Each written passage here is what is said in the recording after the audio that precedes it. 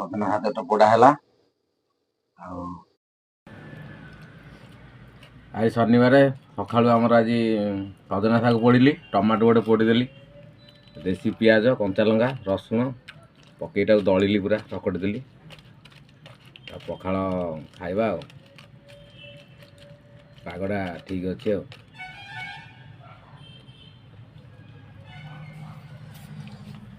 ଆଉ ଭାଇମାନେ ପଖାଳଟା ସଦାବେଳେ ଖାଆନ୍ତୁ, ପେଟ ଥଣ୍ଡା ରହିବ, ଦେହ ପାଇଁକା ଭଲ।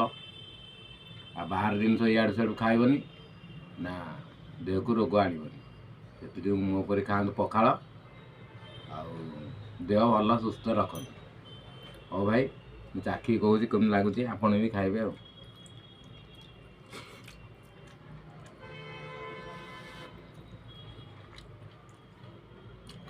ପୋଡ଼ି ଖାଏ ଭାଇ ମସ୍ତ ଅଛି, ଏମିତି ଚକଟି ଖାଆନ୍ତୁ। ଖାଇ କହିବେ ମୋତେ ଆଉ। ରହୁଛି ଭାଇ, ଜୟ ଜଗନ୍ନାଥ।